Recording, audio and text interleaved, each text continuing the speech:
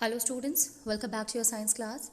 So students, in the previous class in this chapter, that is sound, we were talking about that of the what are the different mediums which is required for the sound to travel. You know students, that sound need actually it need a medium for the propagation, and because if you see in the vacuum, the sound does not travel in the vacuum, so there is a need of a vacuum, there is a need of a medium for the sound waves to propagate.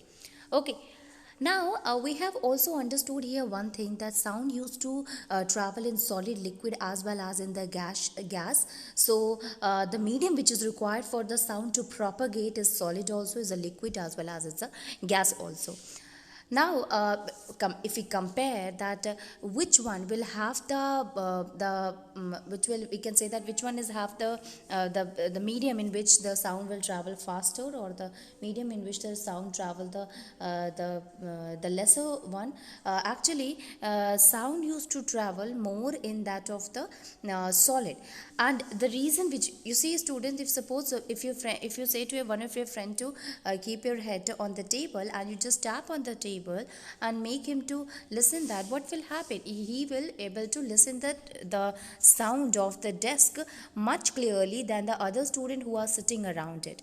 Actually, in case of a solid, you will find that the particles are very close to each other, and since the particles are really very close to each other, so the vibration which is produced from them, it will travel more faster as compared to liquid, as compared to the gas also, right? So in the case of a liquid, the particles, they move faster. Okay. Now if we talk about the water one student, or the liquid one, so as compared to the solid, the particles are little bit far away from each other, and since the particles are far away from little bit far away from each other, so there is a intermolecular space is there, proper intermolecular space will be there, so the vibration which will be produced between the two particles which is close to that, which is a little bit far away from each other, that will take time. And similarly, in case of a gas also, the particles are really far away from each other, that is why it takes time for them to vibrate. So this is how the solid, liquid or the gases used to help in the movement of the sound to travel, and or we can say that this is a medium through which the sound waves used to propagate. Okay, so sound travel fastest in that of the solid, then liquid, and finally in that of the gases also. Now let us try to understand. Now see here student, this is the same activity which I have just explained to you. Now you can see here that here a boy is there, and he has kept his ear, one of his he has kept his head on that of the table, and the another boy who is sitting near to the one of the end of the table, he gently scratch that of the metallic or the wooden table. Now what the boy who was there is able to listen the sound or not? Yes.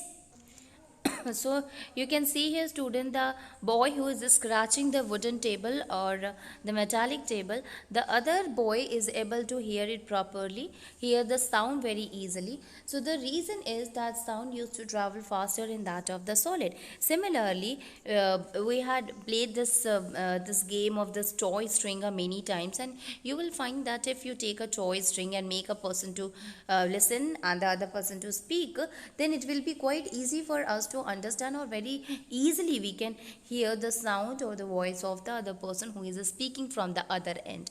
So this is, we can say that the sound actually it is traveling through that of the string. It means the sound is traveling through that of the solid.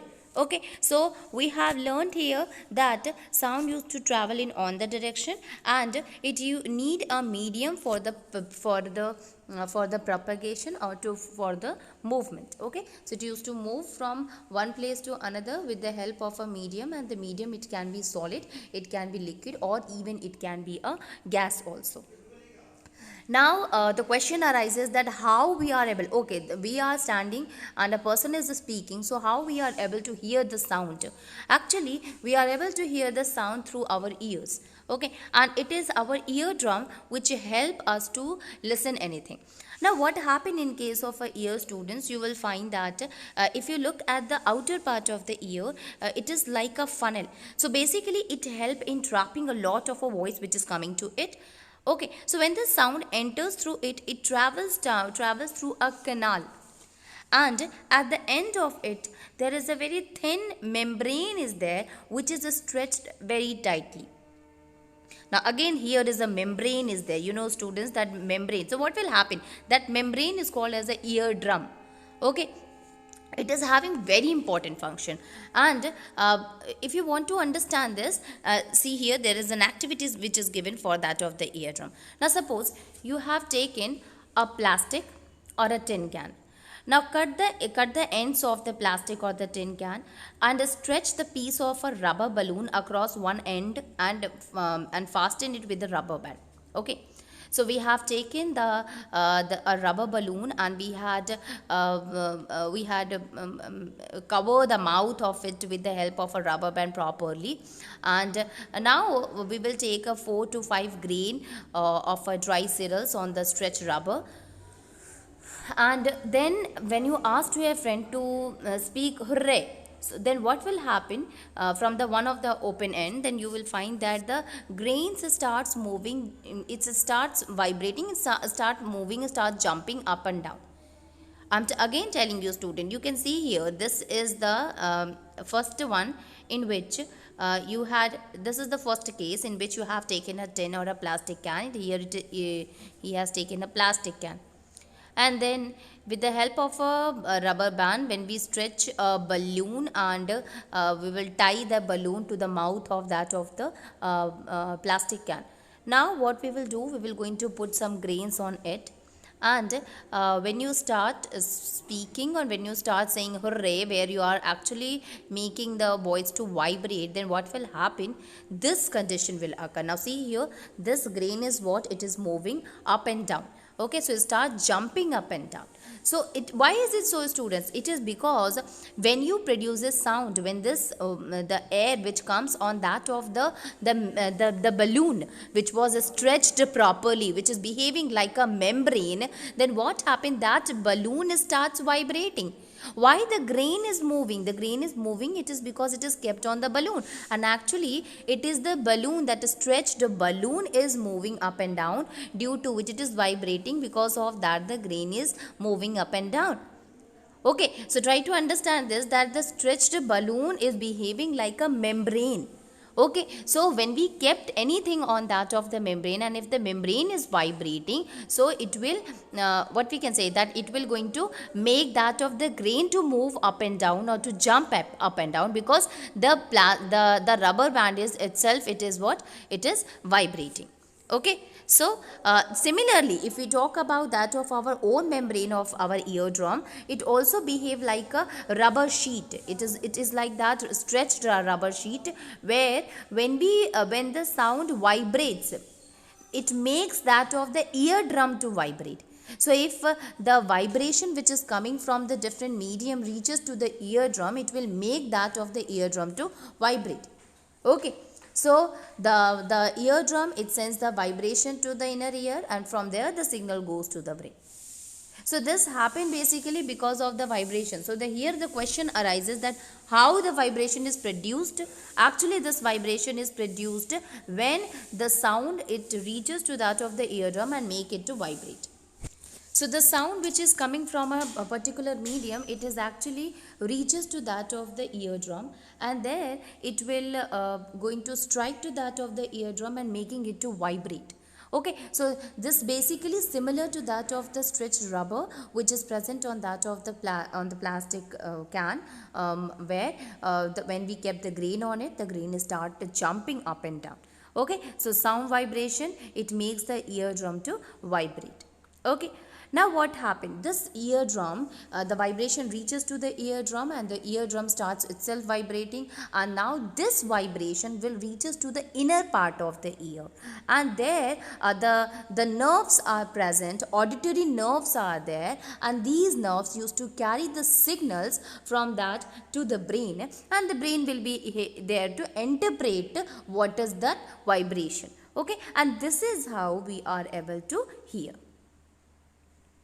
Okay, now see here, this is the human ear, student, and this is the ear drum. Okay, this is the eardrum. So it is a kind of a stretched membrane where we are able to hear. We must never put a sharp pointed or a hard thing into our ear, and it can damage the eardrum. This is a kind of a warning, student. Most of the time you have seen the people, they use the a sharp thing in order to in, in order to put into that of the ear, and we must not do that, because it can damage the eardrum, and even it can cause a hearing problem. It can cause the impaired hearing also. Now see here, the sound is actually, when we talk about the sound, how this vibration, this movement is occurring, it is occurring because of the waves which is present from it. When we talk about the vibration, vibration is related to the waves only. So you know that it is the sound wave which is traveling from one place to the another. Now let us try to understand some of the factors which is there, and which is a part of the sound wave. Now, here the topic is amplitude, time period, and frequency of vibration. So, we have learned that to and fro motion of an object is known as vibration. So, what is a vibration? Vibration is an to and fro motion of an object is known as vibration. And this motion is also called as oscillatory motion. Okay, so this motion is also called as an oscillatory motion. This is a to and fro motion. So oscillation is what? In which to and fro motion occur. Now you have already learnt in earlier classes about the oscillatory motion and its time period. What is an oscillation? Actually, oscillation is the movement. To and fro motion is that of the oscillation only. In case of a pendulum, we have seen, student, that what is a one oscillation?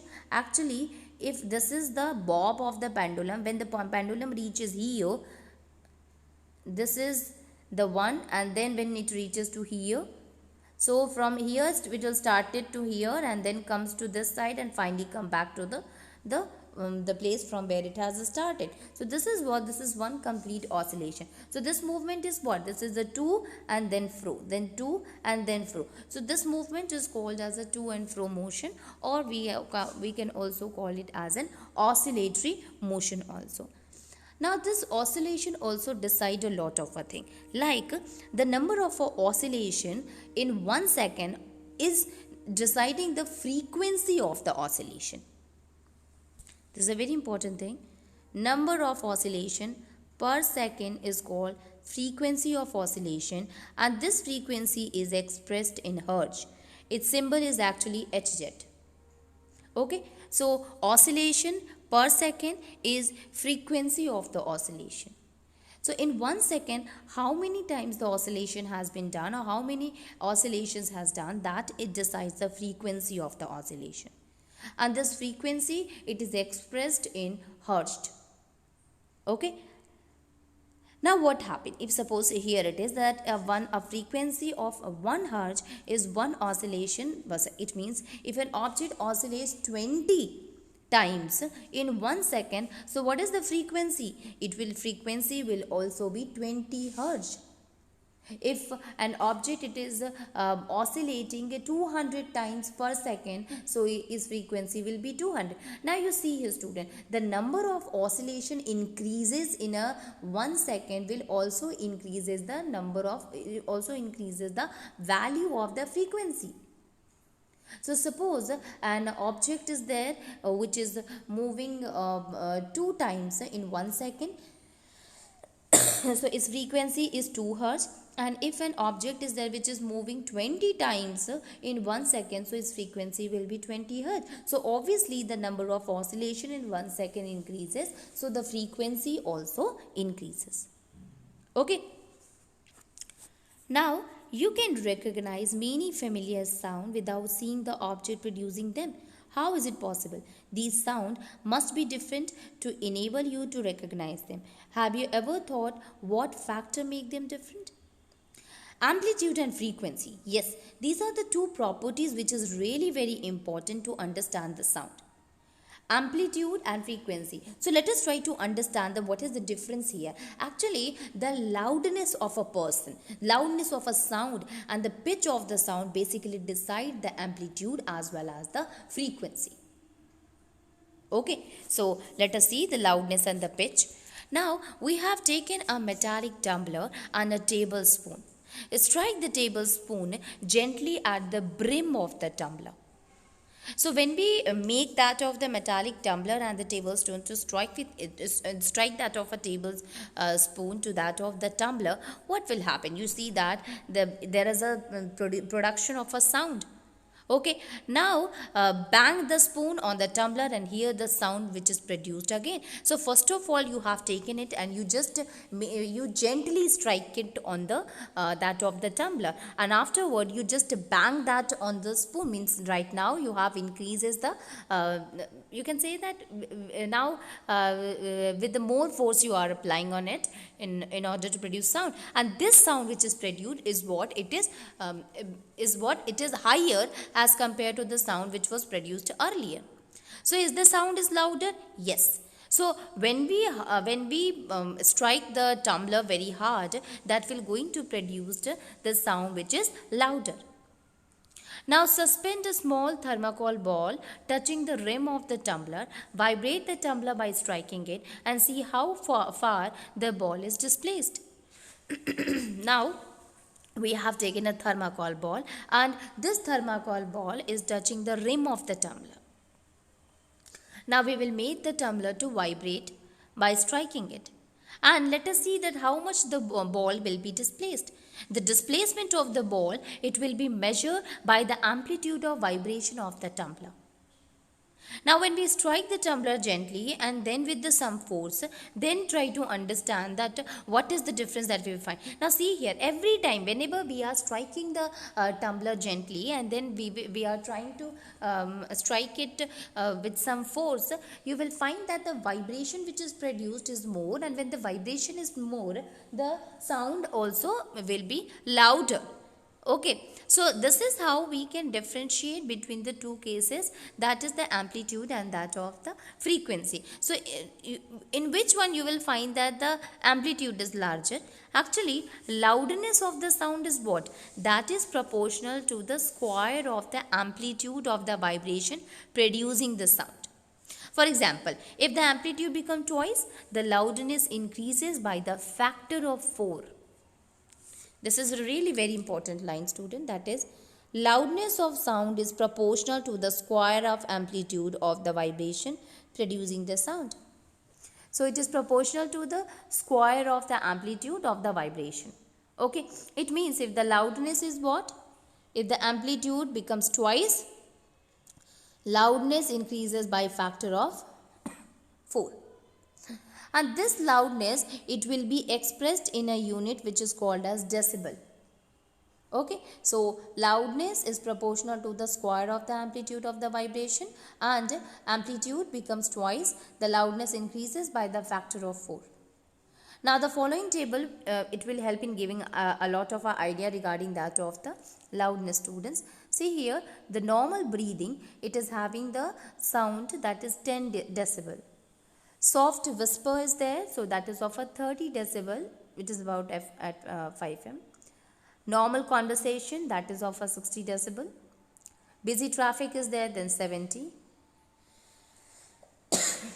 And average factory is there, that is 80 decibel. So you can see here that breathing is 10, soft whisper, that is 30, normal conversation is 60, and busy traffic is there, that is 70, and average factory is 80 decibel.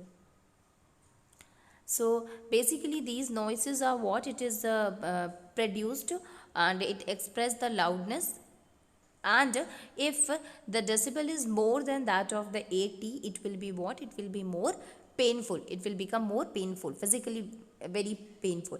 So by this we have understood here one thing, that the loudness of the sound, it depends upon the amplitude. And when the amplitude of the vibration is large, obviously the sound which will be produced here, it will also be large. When the amplitude is less or it is small, then the sound which is produced is also be feeble. Okay, so this is an important thing to know. Okay students.